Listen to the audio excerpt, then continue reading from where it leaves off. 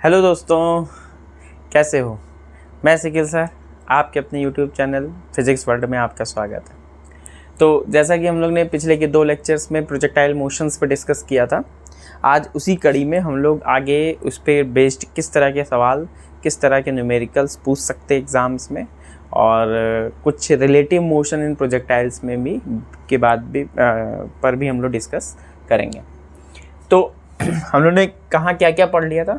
हम लोग ने ये पढ़ लिया था कि प्रोजेक्टाइल मोशन किस तरह से मोशन करता है। इसकी इक्वेशंस फाइंड की थी। क्या फाइंड की थी? y is equal to x tan theta minus half g x square upon x half g x square upon u square cos square theta. फिर हम लोग ने रेंज निकाली थी। रेंज आ रही थी 2u u square sine 2 theta upon g. हम लोगों ने हाइट निकाली थी u square sine square theta upon 2g। और हम लोगों ने टाइम ऑफ फ्लाइट निकाला था capital T. Capital T formula क्या आ रहा था, चेक कर लेना फॉर्मूला जो भी होगा। तो इस तरह से हम लोग ने आर निकाला था, एच निकाला था, टी निकाला था और वाई निकाला था। अब हम लोग डिस्कस करते हैं कि इस पे, और फिर हम लोगों ने इस पे बेस्ड कुछ न्यूमेरिकल्स भी देखे थे। एंगल्स, किस एंगल के लिए मैक्सिमम रेंज होगी, ये सब चीज़ें हम लोगों ने डिस्कस की थी। अब हम लोग ये देख लेते हैं कि जब भी इस पे और क्या सवाल पूछ सकता है। ठीक है, तो कैसे कैसे सवाल पूछ सकता है एग्जाम में, ये हम लोग देख लेते हैं। अब तो इसमें जैसे मान लो कि अगर एक तो ये हो गया कि जैसे ज़मीन से अगर हम कोई चीज़ फेंकें, हो सकता है कि मान लो अगर कोई मीनार से, कहाँ से, मीनार से, मान लो मीनार की कुछ हाइट दे दे h या है ना, मीनार की कुछ हाइट h दे दे, यहाँ से किसी बॉल को फेंका जा रहा है। तो बॉल को कैसे कैसे फेंका जा सकता है? एक तो ऐसे फेंका जा सकता है, एक तो बॉल को ऐसे फेंका जाएगा तो बॉल ऐसे जा करके ऐसे गिरेगी, बोलो। या अगर मीनार को, बॉल को यहाँ से ऐसे फेंका जाता है तो मीनार, बॉल ऐसे जाके गिरेगी कि नहीं। और अगर बॉल को कुछ यहाँ से इस एंगल पे फेंका जाता है तो बॉल ऐसे गिरेगी। तो इस तरह से हम किसी भी तरह से बॉल को अगर फेंक रहे हैं तो भी ये कैसा मोशन करेगा? Projectile motion. एकदम सही बात है, कोई बहुत बड़ी बात नहीं कर रहे हैं। तो अब इस पे क्या क्वेश्चन पूछ सकता है? इस पे पूछ सकता है कि बताओ कितना टाइम ले रहा है ना। और क्या पूछ सकता है कि कितना टाइम लेगा, और पूछ सकता है कि कितना इसका डिस्प्लेसमेंट कितना हुआ, कितना वो मतलब वर्टिकल डिस्प्लेसमेंट कितना है, हॉरिजॉन्टल डिस्प्लेसमेंट यानी क्षैतिज विस्थापन कितना है, कितना वो आगे जाके गिरा, ये सब के बारे में वो पूछ सकता है। तो इस पे हम लोग सवाल करेंगे, 1-2 सवाल लगाते हैं, समझ में आ जाएगा आपको। मैं फिर से कह रहा हूँ, कुछ बेसिक कॉन्सेप्ट पे, वही इक्वेशन ऑफ मोशन पे अगर आप यूज़ करके सवाल लगाओगे तो ईजिली आप कोई भी सवाल आप कर ले जाओगे, कोई दिक्कत आएगी नहीं। एक तो सवाल करते हैं ट्राई, समझ में आएगा। मान लो एक मीनार है, इसकी हाइट है मान लो 10 मीटर। कितने मीटर हाइट है? 10 मीटर। और हमने यहाँ से किसी बॉल को मान लो हमने इसको फेंक दिया 5 मीटर पर सेकंड की स्पीड से फेंक दिया इसको। कितने एंगल पर फेंक दिया? मान लो हमने इसको फेंका है 53 डिग्री पर। हमने पहले डिस्कस किया था कि अगर ये 37 है और ये 53 डिग्री है तो ये 3 होगा, ये 4 होगा और ये 5 होगा। तो इसी के बेस पे लगाएंगे। तो 53 डिग्री पे हमने किसी बॉल को फेंका है, तो आपको बताना है कि ये कितनी दूर जाके बॉल गिरेगी ज़मीन पर। तो आपको बताना है ये x, और बताना है कितने टाइम बाद गिरेगी यानी t बताना है। सवाल एकदम क्लियर है, कोई बहुत बड़ी चीज़ नहीं बता रहे हम।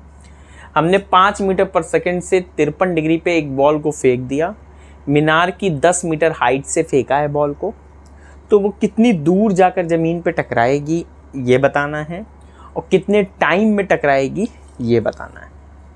ठीक है, 53 डिग्री है तो वो समझ जाओगे 3/5 7 से मैं इसको मिटा देता हूँ सवाल लगाने के लिए, जगह नहीं हो जाएगी फिर। तो जब भी ऐसे सवाल आए तो सबसे पहले हमें क्या करना है, इसके हमें घटक ले लेने हैं। तो एक घटक इधर कितना हो जाएगा 5 cos 53 और एक घटक इधर हो जाएगा 5 sin 53। 5 cos 53 डिग्री बच्चों कितना होगा 5 cos 53 यानी बोलो यही था, ये 53 था, ये 37 था, तो ये 3 था, ये 4 था और ये हाँ। तो cos 53 अगर ये कोण ले रहे हो तो ये आधार ये कर्ण, तो cos 3/5 हो जाएगा। तो ये से ये कटेगा तो 3 आएगा और ये आ जाएगा 5 4/5 4 मीटर। तो 4 मीटर पर सेकंड से ऊपर फेंक रहे हो, 3 मीटर पर सेकंड से आगे फेंक रहे हो। तो अगर हम इन वर्टिकल डायरेक्शन देखें, कहाँ देखें, इन वर्टिकल ऊर्ध्वाधर दिशा में, इन वर्टिकल डायरेक्शन देखने, तो वर्टिकल डायरेक्शंस में जी किधर है, जी तो बच्चों हमेशा नीचे लगेगा, इसमें कोई कंफ्यूजन होनी नहीं चाहिए। जी की वैल्यू हमेशा किधर होगी, नीचे की तरफ। तो अगर वर्टिकल डायरेक्शन में देखें, ध्यान से समझना, तो इनिशियल वेलोसिटी कितनी है, इनिशियल वेलोसिटी है कितनी है 4 मीटर पर सेकंड। किधर है, ऊपर की तरफ फेंक रहे हैं तो ऊपर। यहां से बॉल यहां आके टकरा रही है, टाइम टी लग रहा है। डिस्प्लेसमेंट कितना है, डिस्प्लेसमेंट है 10, किधर है नीचे। ग्रेविटी एक्सेलरेशन कितना है, जी है, किधर है नीचे। बोलो इतनी बात समझ में आई। कौन सा क्वेश्चन लगाएं कि हमारा टी आ जाए। तो अच्छा, यहाँ पे जब बॉल टकराएगी तो ये ऐसे टकराएगी, यू जो भी हम कह लें इसको, मान लो यू वेलोसिटी से टकराएगी, तो इसका एक कंपोनेंट इधर जाएगा, एक कंपोनेंट इधर जाएगा। तो हमें फाइनल वेलोसिटी की बात नहीं करनी, फाइनल वेलोसिटी भी निकाल सकते हैं, एक्स पता होगा यू पता होगा, निकाल देते हैं आगे, पहले फिलहाल हम लोग ये देखते हैं। तो कौन सा इक्वेशन लगाए हमारा काम बन जाए, second equation, from second equation of motion, गति के द्वितीय समीकरण से। गति का द्वितीय समीकरण क्या कहता है, नॉर्मल लिखते हैं x equal to u t plus half a t square, ये होता है। तो यहाँ पे x यानी विस्थापन, डिस्प्लेसमेंट कितना है 10, किधर है नीचे, तो -10 लिखोगे, नीचे है तो -10, नीचे वाले को माइनस ले लो। u कितना है 4, किधर है ऊपर, तो प्लस में, तो 4। t निकालना है, t लिख दो, प्लस हाफ a कितना है 10, किधर है नीचे, तो -10 और टी स्क्वायर, तो 2 से काटोगे तो 5, बस। तो ये आ जाएगा -5t स्क्वायर, इधर आएगा तो प्लस, तो 5t square -4t -10 is equal to 0। तो ये क्वाड्रेटिक इक्वेशन बनेगा। इसको सॉल्व करोगे तो सीधा 4 से लगा लो, तो -b यानी 4 हो जाएगा, प्लस माइनस √b स्क्वायर यानी 4 4 16 -4ac। क्या सॉल्व नहीं हो रहा, 5 मीटर पर सेकंड से फेंकेंगे तो बॉल ऐसे जाके टकराएगी, ठीक तो है सब। इनिशियल वेलोसिटी हो गई 4, किधर है ऊपर, तो +4t plus half AT square, a है -10 क्योंकि नीचे है तो -10 लिख दिया इंटू टी स्क्वायर, ठीक है। 2 5 10 हो गया, 5t स्क्वायर इधर आएगा प्लस 5t स्क्वायर -4t और ये -10 पहले से, ठीक है। 10 माइनस में क्यों लिख रहे हैं, क्योंकि जब ये यहाँ था बॉल यहाँ आके टकराएगी तो डिस्प्लेसमेंट कितना हो वर्टिकल डायरेक्शन में, वो ये हो रहा है, ठीक है, एकदम सही है, कोई दिक्कत वाली बात नहीं है। हाँ, तो सब सही है। इसको हम इधर लाएंगे तो प्लस हो जाएगा, तो 5t स्क्वायर, ये इधर आएगा तो -4t, ये इधर आएगा तो प्लस, हाँ ठीक तो है, वो -4 इसी करेंगे तो प्लस हो जाएगा ना, प्लस 4 5 20 20 दामा 200, तो 216 हो जाएगा बटे 2a होगा, 2a कितना हो जाएगा 2 5 10, तो ये हो जाएगा 4 प्लस माइनस √2 16। 216 किसका होता है क्या किसी का? 15 15 में 225, 14 196, 14 का 196, 225, तो 14 15 के बीच में आएगा, 14 पॉइंट समथिंग होगा। 216 का जब निकालोगे, 216 को और क्या लिख सकते हैं? 8 का क्यूब भी होता है, 8 8 64, 8 4 32, 6 से 36, 6 का क्यूब होता है, तो 6 इंटू 6 इंटू 6, तो 6√6 आ जाएगा ना। तो 6√6 ऐसे भी लिख सकते हो, 4 प्लस माइनस 6√6 अपॉन 10। तो एक बार जब माइनस लोगे तो ये देखो माइनस में आ जाएगा, तो माइनस में तो आंसर हो नहीं सकता, प्लस ही में लिखोगे, तो 4 प्लस 6√6 अपॉन 10, तो सॉल्व करोगे तो आंसर आ जाएगा। ठीक है, क्लियर।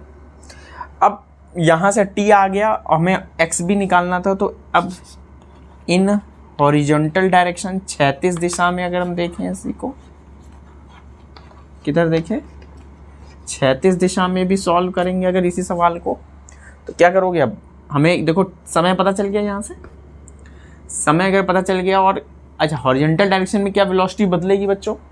सोचो, आपका आंसर नहीं होगा क्योंकि हॉरिजॉन्टल डायरेक्शन में एक्सीलरेशन तो है ही नहीं, तो इसलिए 3 का 3 ही रहेगी।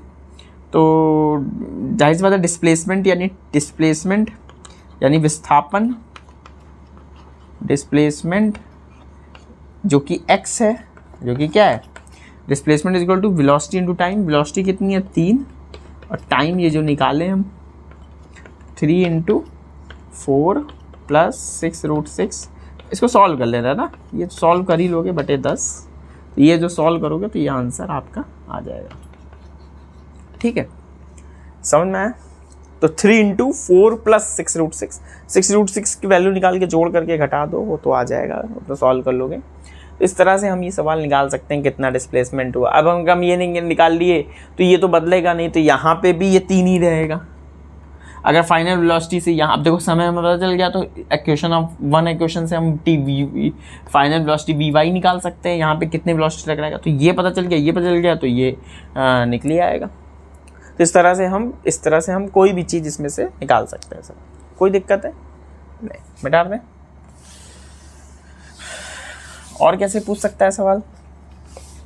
कभी कभी हॉरिजॉन्टल डायरेक्शन में अगर हम किसी को फेंक दें तो सवाल थोड़ी ना बदलेगा बच्चों। अगर मान लो, अगर हम कहें कि किसी बॉल को, यही सवाल है, मान लो 10 मीटर है और हमने यहाँ ना फेंके, ऐसे फेंके 5 मीटर पर सेकेंड से, तो आपसे कहा जाए बताओ initial velocity in vertical direction क्या है, माने ऊर्ध्वाधर दिशा में इनिशियल वेलोसिटी क्या है? तो इधर इस दिशा में कोई वेलोसिटी नहीं है, केवल आगे ही तो जा रहा है, तो इसका मतलब है, और ये बॉल ऐसे गिरेगी आगे, तो वो निकाल लोगे, सिंपल है कि नहीं? निकल जाएगा कि नहीं आराम से। अच्छा, अगर हम एक टिक लगाते हैं, एक सवाल करते हैं कि अगर मान लो आपसे पूछ ले कि किसी बॉल को हमने u वेलोसिटी से फेंका, कितने वेलोसिटी से फेंका? u वेलोसिटी से फेंका, ठीक है, तो बॉल ऐसे आके टकराएगी। अच्छा, अगर हम ये निकालें कि कितने समय बाद ये बॉल टकराएगी, t निकालना चाहते हैं, तो जाहिर सी बात है g नीचे की तरफ होगा, है ना। तो टाइम कैसे निकालोगे? तो ऊर्ध्वाधर दिशा में, वर्टिकल डायरेक्शन में,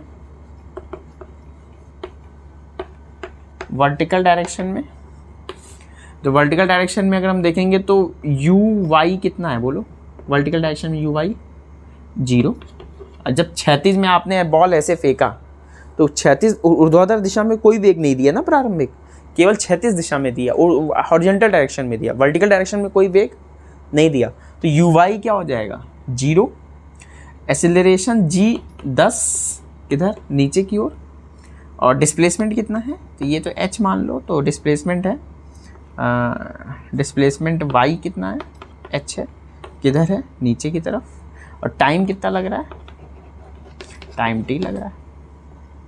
तो अगर हम ये सब चीज़ें ध्यान में रखें और t निकालना चाहते हैं, हम क्या निकालना चाहते हैं बच्चों?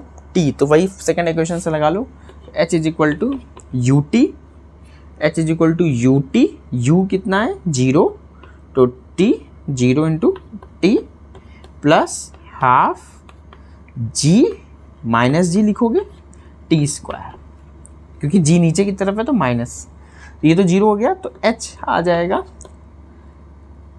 मतलब माइनस में आएगा। अच्छा एच भी माइनस में है क्योंकि वो भी नीचे है, तो माइनस माइनस लगा लो, minus half g t square, तो यहाँ से माइनस माइनस प्लस हो गया, तो माइनस माइनस प्लस हो जाएगा, तो यहाँ से टी आ जाएगा बच्चों, यहाँ से टी आ जाएगा, ध्यान से देखो तो 2h/g, ये बहुत ध्यान देने वाली बात है।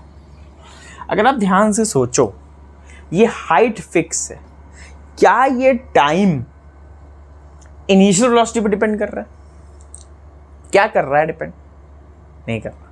इसका मतलब है कि अगर हम अपनी बॉल को फेंकें, तो चाहे हम ऐसे धीमे से फेंक दें, चाहे हम ऐसे तेज फेंकें, चाहे हम बहुत तेज फेंकें, मतलब अगर हम बॉल को यहाँ छोड़ दें, यहाँ से बॉल को छोड़ दें, मान लो ये 2 बॉल हो हमारे पास, तो एक बॉल को हम ऐसे यहाँ से छोड़ दें ऐसे, और एक बॉल को हम ऐसे फेंक दें, दोनों ऐसे ऐसे ऐसे ऐसे करके एक ही टाइम बाद पहुँचेंगे, because the time of flight, जो टाइम टेकन है, it does not depend on you पर डिपेंड नहीं कर रहा है। इसका मतलब हम कितनी भी तेज फेंकें, और तेज यू बढ़ा दें या धीमा कर दें यू, तो इधर आएगी, और तेज बढ़ा दें तो इधर जाएगी, हर समय ये एक ही टाइम पर टकराएंगे। कितनी अच्छी चीज है। इसका मतलब है द टाइम जब वो बॉल जाके स्ट्राइक करेगी उस पर, ये उस किस पर डिपेंड नहीं कर रहा है मित्रों, ये डिपेंड नहीं कर रहा है कि हम कितनी तेज फेंक रहे हैं क्षैतिज दिशा में। हम कितनी भी तेज फेंकें या कितना भी फेंकें, मैं छोड़ दें, तो भी इसके गिरने का समय और इसके यहाँ से यहाँ यहाँ गिरने के टाइम एक ही होगा। अच्छी बात है क्या? This is very interesting point, that is 2h/g। तो the time is √2h/g and is not depend on h। हाँ h बढ़ाओगे तो बढ़ जाएगा, नो डाउट, g बढ़े घटेगा तो बढ़ जाएगा, लेकिन u पर डिपेंड नहीं कर रहा है। अच्छी चीज़ है। चल, मतलब आ सकता है एग्जाम में क्वेश्चन कि proof that the time taken by an object, either whatever the initial velocity of that object in horizontal direction is not depend on the initial velocity। मतलब ये प्रूव करना है, तो ये आप यहाँ से दिखा सकते हो कि अच्छा टाइम ऑफ फ्लाइट जो है, मतलब टकराने का जो समय है, वो इस बात पे डिपेंड नहीं कर रहा कि वो कितनी तेजी से बॉल फेंकी गई। हटा दे। चलो, और क्या पूछ सकता है इसमें? चलो बस इतना इनफ है। अच्छा, इसमें एक चीज़ और पूछ लेता है एग्जाम में, रिलेटिव वेलोसिटी की बात करें अगर हम, relative projectile motion, relative projectile motion. अगर हम इसमें ध्यान दे समझें तो 2-3 चीज़ें मैं बताना चाहता हूँ इस रिलेटिव प्रोजेक्टाइल मोशन में, वो चीज़ें आपको सीखनी है इसमें। अच्छा है, सवाल बहुत आसानी से लग जाते हैं अगर समझना चाहेंगे तो। मान लो कि 2 ऑब्जेक्ट हैं, एक ऑब्जेक्ट ये है, एक ऑब्जेक्ट ये है। एक ऑब्जेक्ट को यहाँ u1 से फेंका गया और एक ऑब्जेक्ट को यहाँ u2 से फेंका गया, एक ऑब्जेक्ट को यहाँ θ1 पे फेंका गया, एक ऑब्जेक्ट को यहाँ θ2 पे फेंका गया।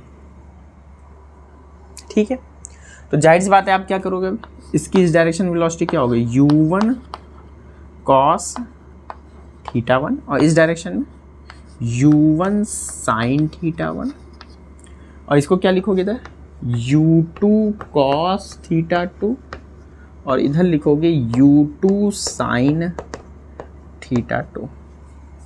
बोलो सही लिखा है? फेंका गया। आपको बताना है फाइंड ए है, मान लो ये बी है, find the path of B object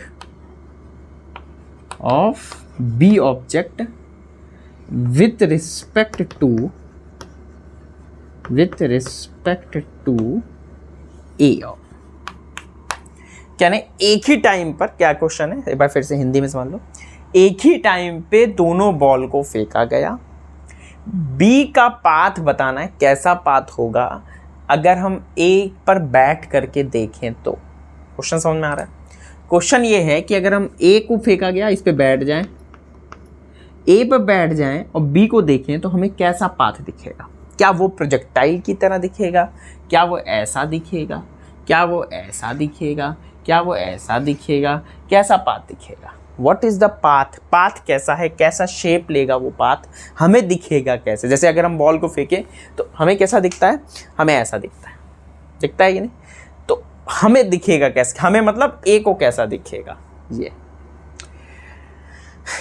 अच्छा, हम लोगों ने रिलेटिव मोशन पढ़ा है। अगर हम आपसे कहें बताओ वेलोसिटी ऑफ ए या velocity of B with respect to A, ऐसे लिखते थे, याद है आपको? Velocity of B with respect to A, तो कैसे लिखोगे? Velocity of B minus velocity of A, ऐसे लिखते हैं। कोई दिक्कत, कोई कंफ्यूजन तो बोल देना। अगर आपसे कहा जाए बताओ u1 की वेलोसिटी, वेलोसिटी ऑफ b क्या है? वेलोसिटी ऑफ b है u2, वेक्टर फॉर्म में लिख रहा हूं अभी, माइनस u1, है ना? अगर हम u2 वेलोसिटी लिख रहे हैं तो कितनी है? इनिशियल वेलोसिटी की मैं बात कर रहा हूं अभी। तो u2, इसको क्या लिख सकते हो? u2 को देखो ijk के टर्म में, u2 cos थीटा 2 आई कैप, आई डायरेक्शन में, plus u2 sine theta 2 J cap, this is this minus, अब ये लिखेंगे तो ये लिखेंगे तो u1 cos theta 1 I cap plus u1 sine theta 1 J cap, this, ऐसा। अब अगर हम आई को एक तरफ कर लें तो ये आ जाएगा u2 cos theta 2 minus u1 cos theta 1 आई कैप। अब इसको इसके साथ ले लो, प्लस u2 साइन थीटा 2 जे वाला, ये जे वाला, माइनस ये minus plus minus u1 sine theta 1 J cap, this motion. देखो ये तो वैल्यू है, मतलब इसको इससे माइनस किया तो ये आया, इसको इससे माइनस किया तो ये आया। अच्छा, अगर आपसे कहा जाए इसका एक्सीलरेशन किधर है? नीचे। इसका भी एक्सीलरेशन किधर है? दोनों अंडर ग्रेविटी मोशन कर रहे हैं। तो आपसे कहा जाए बताओ acceleration of B with respect to A, तो आप लिखोगे ए का त्वरण बी का त्वरण माइनस ए का त्वरण, ऐसे लिखते ना। बी का त्वरण ए के सापेक्ष, बी का एक्सीलरेशन ए के रिस्पेक्ट में, बी का त्वरण माइनस ए का त्वरण। जैसे वेलोसिटी लिखते हैं, बी की वेलोसिटी ए के रिस्पेक्ट में, बी की वेलोसिटी माइनस ए की वेलोसिटी। तो बी का त्वरण क्या है? नीचे, माइनस जी, माइनस ए का त्वरण कितना है? नीचे, तो माइनस जी, माइनस माइनस प्लस, तो क्या ये जीरो नहीं आएगा? माइनस माइनस प्लस जी, माइनस जी, तो जीरो हो जाएगा। इसका मतलब, ये बहुत इंटरेस्टिंग पॉइंट है, यही बस आपको समझना है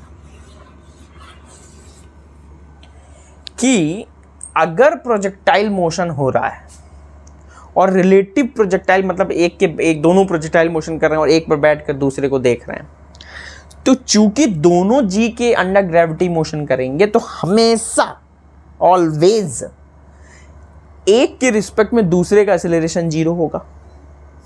इसका मतलब है कि अगर प्रोजेक्टाइल मोशन हो रहा है और आप एक पर बैठ जा रहे हो, अगर दोनों अंडर ग्रेविटी मोशन कर रहे हैं तो ही हो गया।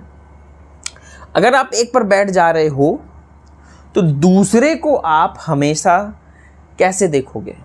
जीरो एक्सीलरेशन से। मतलब अगर एक पर बैठ जा रहे हो तो दूसरा आपको कोई एक्सीलरेशन से, मतलब उस पर कोई फोर्स नहीं लग रहा, कोई एक्सीलरेशन नहीं लग रहा है। अच्छा, इसका क्या मतलब है? इसका मतलब ये है कि अगर अंडर ग्रेविटी दोनों मोशन करेंगे तो एक पर बैठ के देखो कि एक्सीलरेशन जीरो है, तो एक पर बैठ के देखोगे, दूसरा मतलब बी के रिस्पेक्ट, ए के रिस्पेक्ट में बी को देखोगे तो ये कैसे मोशन करेगा, आई जे के टर्म में कर रहा है कि नहीं। इसका मतलब है अगर आप एक पे बैठ जाओगे तो दूसरा आपको स्ट्रेट लाइन मोशन दिखेगा, है नहीं कि नहीं। इंटरेस्टिंग बात। कहने का मतलब क्या है कि अगर दोनों प्रोजेक्टाइल मोशन कर रहे हैं, तो अगर दोनों अंडर ग्रेविटी मोशन कर रहे हैं, तो एक पे बैठ के दूसरे को देखोगे या दूसरे पे बैठ के पहले को देखोगे तो हमेशा वो स्ट्रेट लाइन पाथ होगा। इसमें और ज़्यादा विचार नहीं करना, एकदम सिंपल। इसीलिए जब भी हम दो प्रोजेक्टाइल मोशन एक साथ कराते हैं तो हमेशा हम रिलेटिव मोशन का कॉन्सेप्ट यूज़ करेंगे। अलग अलग अगर का सॉल्व करेंगे तो it is very tough to solve that problem, and if we use the relativity concept we can easily solve the problem, because हम acceleration को जीरो मान लेंगे तो हमेशा एक पे बैठ के दूसरा हमेशा स्ट्रेट लाइन हमको मोशन दिखेगा। तो हमको एक चीज़ क्या मिली कि अगर यदि दोनों ऑब्जेक्ट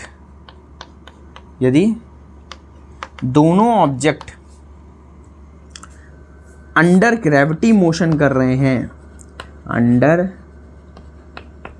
ग्रेविटी यानी गुरुत्वीय त्वरण के गुरुत्व के अंदर में मोशन कर रहे हैं, अंडर ग्रेविटी मोशन कर रहे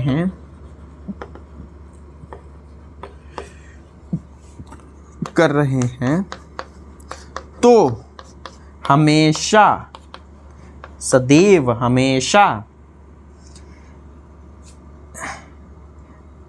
एक के रिस्पेक्ट में, एक के सापेक्ष, एक के रिस्पेक्ट में दूसरा स्ट्रेट लाइन मोशन करेगा। वाओ सर, मज़ा आ गया एकदम।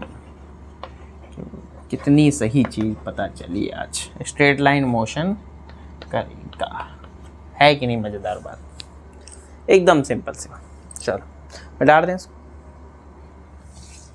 इसको नोट कर लेना है कॉपी में, जो जो बता रहे हैं एकदम अच्छे से।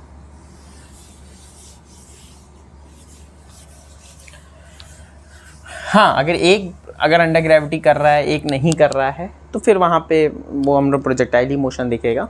बट अगर हमको एक प्रोजेक्टाइल मोशन, दोनों प्रोजेक्टाइल मोशन कर रहे हैं तो it always looks like a straight line path. हमेशा एक के रिस्पेक्ट में दूसरे को देखोगे, दूसरे के रिस्पेक्ट में पहले को देखोगे, हमेशा वो स्ट्रेट लाइन पाथ मोशन होगा। इस पर ज़्यादा विचार नहीं करना है। एक सवाल करते हैं, समझ में आएगा कि कैसे हम सवाल को आसान कर देते हैं, एकदम आराम से समझेंगे। मान लो कि एक बॉल है, इस बॉल को हमने इधर फेंका, कितने 10 मीटर पर सेकंड से, मान लो 10 मीटर पर सेकंड, या ऐसे लिख लो 10√2 मीटर पर सेकंड से फेंका, 10√2 मीटर पर सेकंड से फेंका तो और ये 45 डिग्री पर फेंका, ठीक है ना, ऐसा कुछ फेंका। तो आपसे पूछ ले, मान लो कि बताओ दूसरे को हमने यहाँ पे u वेलोसिटी से फेंका है, ठीक है। तो इसकी वैल्यू मान लो कितने डिग्री हो, 37 ले लें, चलो 37 डिग्री है अगर, या ज़रूरी नहीं है, हाँ ठीक है 37 डिग्री है, तो u का इसकी वैल्यू भी दे दे। मान लो ये है, दोनों के बीच की दूरी कितना ले लें, 100 मीटर ले लें, 100 मीटर। तो u का मान कितना हो, मान लो एक यहाँ से मिसाइल दागी गई, एक मिसाइल यहाँ से दागी गई, ठीक है। ये 10√2 मीटर पर सेकंड से मिसाइल दागी गई 45 डिग्री पर, ये 37 डिग्री पर दागी गई। तो बताओ इसको कितनी तेज़ दागें कि ये जा कर के इससे हिट कर जाए। ऐसे प्रोजेक्टाइल मोशन करेंगे कि नहीं करेंगे, तो ये जाके कहीं हिट करेगी। तो कहाँ हिट करेगी ये हमको बताना है, कितने टाइम बाद हिट करेगी ये हमको बताना है, कितने वेलोसिटी से फेंक रहे हैं, फेंके, पहला सवाल। दूसरा, कितने टाइम बाद हिट करेगी, ये 2 सवाल। तो u का मान कितना हो कि यह दोनों मिसाइल एक दूसरे से हिट करें, एकदम आसान तरीके बताएंगे, ध्यान से समझना। अगर आप ध्यान से समझो तो इसके कंपोनेंट ले लो, इधर जाएगा तो 10√2 cos 45, 10√2 cos 45 cos 45 का मान 1/√2, तो 1/√2 कट जाएगा, 10 आएगा। इधर भी करोगे तो वो भी 10 आएगा। तो 10 मीटर पर सेकंड आगे है, 10 मीटर पर सेकंड ऊपर है। इसको सॉल्व करोगे तो आ जाएगा u cos कितना नहीं u sin 37 का मान कितना होता है मित्रों, कितना होता है बच्चों? sin 37 का मान होता है 3/5, तो u 3u/5 और इधर हो जाएगा 4, यहाँ लिख दें, चलो ठीक है, 4u/5 इतने वेलोसिटी। अच्छा, अगर अब ये समझ में आ गया। अच्छा, हमको इतना तो पता है कि भैया एक मिसाइल पे बैठ जाओगे, दूसरा हमें स्ट्रेट पाथ दिखेगा, अंडर ग्रेविटी दोनों मोशन कर रहे हैं, इसमें कोई कंफ्यूजन नहीं है। तो जब भी ऐसे सवाल आए तो आपको क्या करना है, अगर स्ट्रेट लाइन पाथ है तो अगर एक पे बैठ गए, मान लो इसको ए मिसाइल और इसको मान लो बी मिसाइल, तो अगर एक पर बैठ गए तो दूसरा आपको स्ट्रेट लाइन दिखेगा। तो अगर हम सपोज करो, हम कहें कि ए के रिस्पेक्ट में, ए के velocity of B with respect to A, velocity of B with respect to A, A के रिस्पेक्ट में velocity of B with respect to A कैसे लिखते हैं? Velocity of B minus velocity of A. तो X और Y दोनों direction में अलग अलग देख लेते हैं। तो ये ऐसे एक्स डायरेक्शन में देख लेते हैं, है ना। इसी तरह से velocity of B with respect to A in Y direction, तो this is V B, velocity of B Y direction में, velocity of A Y direction. अलग अलग भी देख सकते हैं, एक साथ भी लिख सकते हैं, अलग अलग भी देख सकते हैं। अच्छा, तो velocity of B with respect, अच्छा ये इधर जा रहा है ए के रिस्पेक्ट में, हमें ज़्यादा सोचना होता भाई, हमें क्या करना है, velocity of B with respect to A, यानी ए पे बैठ के देखेंगे तो बी, तो यानी इसकी वेग भी इसको मिलेगा। अगर ये इधर है तो जुड़ेगा ना। तो वेलोसिटी ऑफ बी, इसको पहले करो, तो velocity of B with respect to A के रिस्पेक्ट में बी की वेलोसिटी कैसी दिखेगी? तो बराबर वेलोसिटी ऑफ बी कितनी किधर है, इधर की तरफ है, velocity of B x direction में किधर है, इधर है, तो -4u/5 और माइनस ये कितना है 10। इसी तरह से अगर हम इस डायरेक्शन में निकालते हैं velocity of B with respect to A Y direction में, तो कैसे निकालेंगे? इज इक्वल टू क्या लिखेंगे? Velocity of B Y direction में कितना है, ऊपर की तरफ है, तो 3u/5 माइनस ये कितना है 10, ऊपर की तरफ है तो -10। मेरी बात समझ में आ गई इतनी? अब आप एक चीज़ बताओ कि अगर ये दोनों टकराएगा, मतलब दोनों को टकराना है और स्ट्रेट लाइन पाथ होगा, तो अगर एक पे बैठ के देख रहे हो तो दूसरा स्ट्रेट लाइन पाथ इधर ही जाके टकराना चाहिए भाई। अगर आप एक पे बैठ गए तो आपको दिखेगा क्या, ये ऐसे आके टकराया। तो जरूरी क्या है कि हम अगर ए को देख रहे हैं, ए के रिस्पेक्ट ए देख रहा है बी को, तो जो वर्टिकल डायरेक्शन में वेलोसिटी है ये 0 होनी चाहिए। क्या होनी चाहिए मित्रों? 0।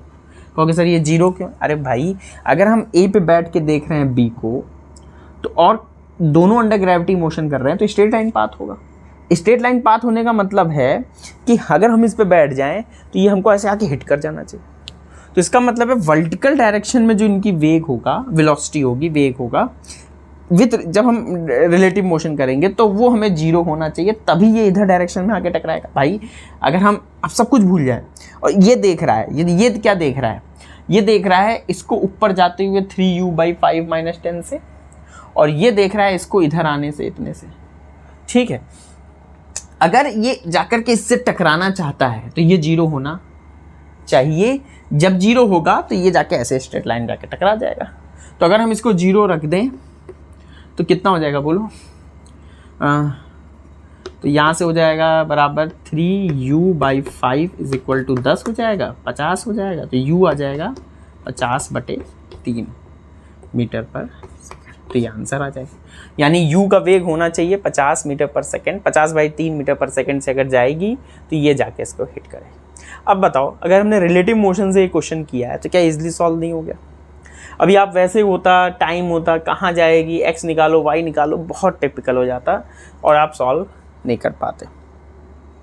अगर आपसे फिर यहाँ पे पूछ ले कब टकराएगा, भाई हमें वेलोसिटी पता ही है, तो क्या हम टाइम नहीं निकाल सकते कितने टाइम बाद ये टकराएंगे? निकाल सकते हैं, है ना। वेलोसिटी पता है तो इसके कंपोनेंट लेकर के, अगर टाइम पता चल जाए तो कहाँ टकराएंगे ये एक्स भी निकल जाएगा। तो इस तरह से अगर हमें रिलेटिव मोशन का कॉन्सेप्ट यूज़ करेंगे तो इस तरह से हम टाइम भी निकाल सकते हैं, कब टकराएंगे ईजिली फाइंड कर सकते हैं। वैसे भी आप फाइंड कर लोगे अगर बिना रिलेटिव मोशन का कॉन्सेप्ट यूज़ करना है, लेकिन तब वो जो कॉन्सेप्ट है या जो ट्रिक है वो बहुत लंबा हो जाएगा, आप सॉल्व नहीं कर पाओगे जल्दी। और इस तरह से रिलेटिव मोशन का यूज़ कर, बस आपको समझना है कि अगर अंडर ग्रेविटी दोनों मोशन कर रहे हैं तो हमेशा पाथ कैसा होगा, स्ट्रेट लाइन पाथ होगा, और स्ट्रेट इस पर बैठ के देखेगा तो ये जाके ऐसे टकराना चाहिए, तो इसलिए वर्टिकल कंपोनेंट हमने इसके 0 ले लिया, और इस तरह से हम यहाँ पे वेलोसिटी फाइंड कर लेंगे। ठीक है, तो आई होप ये समझ में आया होगा। और भी बहुत सारे क्वेश्चंस हैं, वो आप लगाओगे, पूछोगे तो उसके आंसर्स मिलेंगे। बाकी आप बुक्स में बहुत सारे क्वेश्चंस होंगे आपके, तो बुक में आप उसको क्वेश्चन सॉल्व करो, और कोई समस्या आती है तो आप उसको कमेंट में ज़रूर बताओ। बाकी वीडियो को आप शेयर करो ताकि ज़्यादा से ज़्यादा लोगों तक ये वीडियो पहुंच सके। लाइक करो और कमेंट ज़रूर करना। Okay, bye, best of luck.